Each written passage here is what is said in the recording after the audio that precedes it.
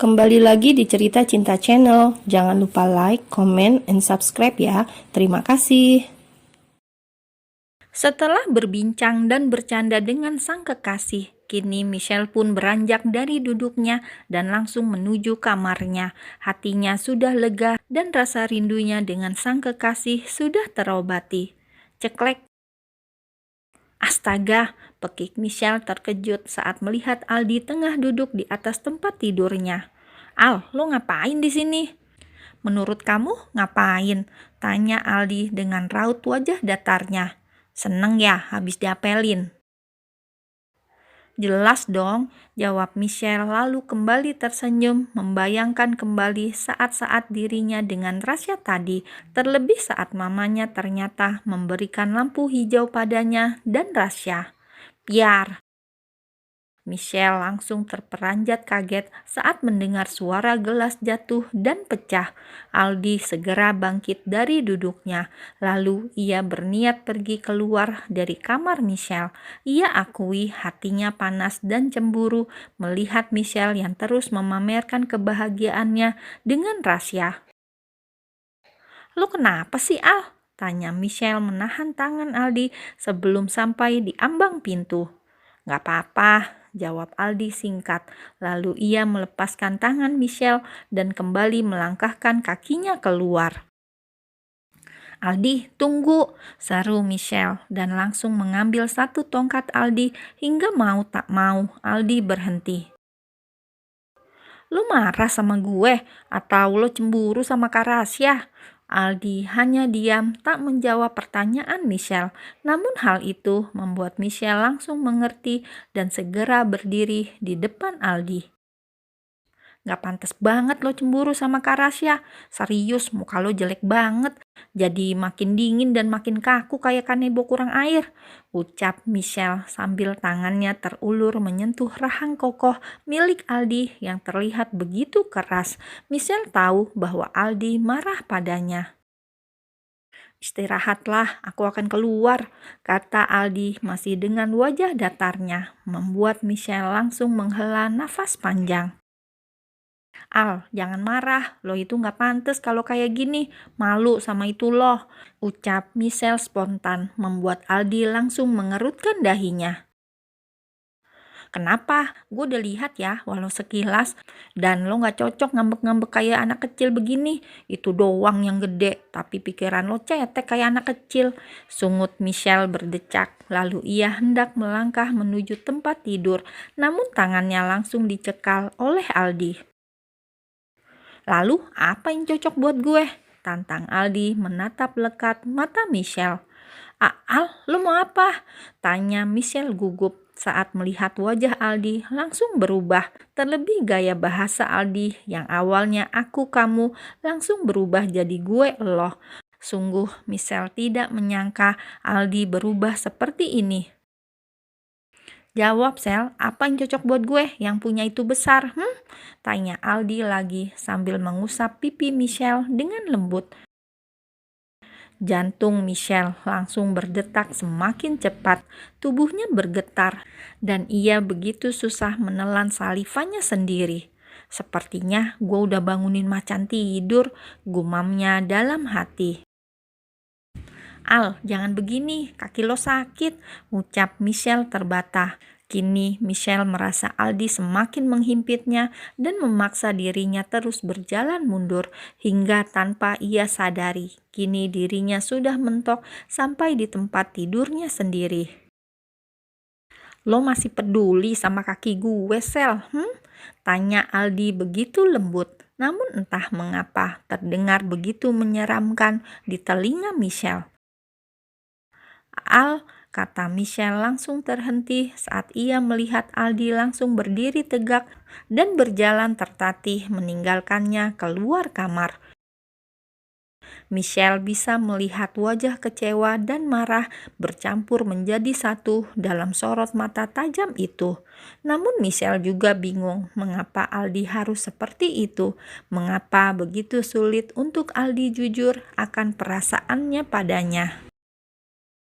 Kok kakak udah pulang? Pekik Anna terkejut saat melihat Aldi bersusah payah memakai tongkat saat memasuki rumah. Anna pun langsung menghampirinya dan membantu sang kakak untuk duduk di sofa. Kakak nggak boleh pulang, tanya Aldi langsung menatap Anna dengan raut wajah kecewa. Kakak berantem lagi sama Kak Michelle. Anna tahu dan bisa merasakan kenapa kakaknya pulang dan langsung baper mendengar pertanyaannya. Kakak mau ke kamar. Aldi berusaha bangkit lagi, namun Anna langsung menahannya agar tetap duduk dengannya. Kakak nggak mau cerita sama Anna, biarpun Anna masih kecil, tapi Anna tahu loh, kata Anna sok dewasa. Lain kali aja, ucap Aldi mengusap kepala Anna, lalu ia segera beranjak pergi ke kamarnya. Kenapa lagi sih? Kenapa makin kesini makin baperan coba? Penyakit dicari sendiri, susah kan sekarang? Anna menghela nafasnya dengan kasar. Ia tidak habis pikir dengan sikap kakaknya belakangan ini. Beberapa hari yang lalu, saking kurang kerjaannya, Aldi membututi Michelle yang sedang kencan dengan Rasya, hingga akhirnya ia kecelakaan. Dan sekarang ia tiba-tiba merajuk tidak jelas. Jika boleh jujur, Anna sangat geram dan sangat ingin memukul kepala sang kakak biar peka dan sadar. Ya, sadar bahwa dia sangat mencintai Michelle dan tidak ingin Michelle dimiliki siapapun. Anna tahu jelas bahwa Aldi cemburu dengan hubungan Michelle dan Rasya, namun Aldi begitu sulit mengatakannya. Bahkan untuk jujur pada dirinya sendiri, Anna rasa dia tak akan mampu. Aldi, Michelle terus berteriak mencari keberadaan Aldi. Sejak semalam ia belum bertemu lagi dengan manusia salju itu. Ini hari weekend dan seperti biasa dia bangun sangat pagi, jam 11, dan saat ia bangun dia langsung mencari keberadaan Aldi namun nihil. Aldi, teriaknya lagi sambil menuruni tangga. Ia berpikir mungkin saja Aldi ada di bawah. Kakak berisik, sahut Mike yang sedang rebahan di sofa sambil bermain game. Anak tuyul, Aldi mana? Tanya Michelle yang langsung duduk di depan Mike. Pulang, jawab Mike singkat tanpa melihat ke arah Michelle. Hah, serius? Pulang? Kemana? Tanya Michelle lagi dengan sedikit panik. Pulang ke rumah Om Tian lah, memangnya mau pulang kemana lagi? Makanya kalau tidur jangan kayak kebo. Anjir, lo masih SD, mulut lo pedes juga woi. Seru Michelle langsung melempar bantal sofa hingga terkena wajah sang adik dan mengenai HP-nya hingga terjatuh. Kakak, teriaknya marah karena permainan gamenya terganggu oleh sang kakak. Michelle yang melihat kilatan amarah di mata Mike akhirnya lebih memilih berlari pergi menjauh. Ia tidak ingin terkena amukan lagi dan lagi. Kalian bisa nggak kalau sehari saja tidak bertengkar? Kata Farel yang baru saja datang dan duduk di sofa.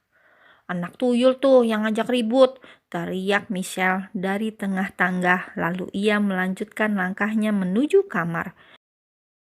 Kakak rese, jerit Mike tak kalah seru, membuat Farel seketika langsung menutup telinganya. Di dalam kamar, Michelle tampak sedang berpikir di depan cermin, menimang-nimang ia hendak kemana. Ya, dia diambang dilema, apakah dia harus pergi ke rumah Aldi untuk kembali membujuk agar tak marah atau dia menemui Rasya, karena semalam Rasya sudah bilang akan mengajaknya jalan-jalan. Wah, resiko jadi orang cantik tuh begini, dilema kan mau jalan sama siapa? Sungut Michelle mengumpat kecantikannya di depan cermin. Michelle calling Dennis. Halo, jawab Dennis dari ujung sana. Den, gue bingung nih, main aja yuk, ada nggak malam ini? Tanya Michelle langsung merebahkan tubuhnya di atas tempat tidur. Matanya menatap langit-langit kamar. Pikirannya melayang entah kemana. Ada, barusan gue dikabarin sama Kak Erik. Gue mau ngabarin ke lo, gue agak takut. Lagi pula lo semalam bilang Kak Rasya mau ajak lo jalan, kata Dennis membuat Michelle kembali menghela nafasnya kasar. Iya, tadinya gue mau jalan sama Kak Rasya, tapi lo tahu si manusia salju marah sama gue. Gue nggak tahu dia marahnya kenapa, tiba-tiba aneh banget. Makanya gue bingung tadi mau ke rumah Aldi atau Kak Rasya. Jelas Michelle so sedih. Beginilah kalau jadi orang cantik tuh selalu direbutin sana sini. Imbuhnya mendramatisir. Monyet, sahut Dennis dengan cepat. Lo aja kegatelan, gak mau peka dan sama orang sekitar lo. Lo itu plin-plan, gak bisa nentuin mana yang lo cintai sama kagumi. Sialan lo, sungut Michelle kesal.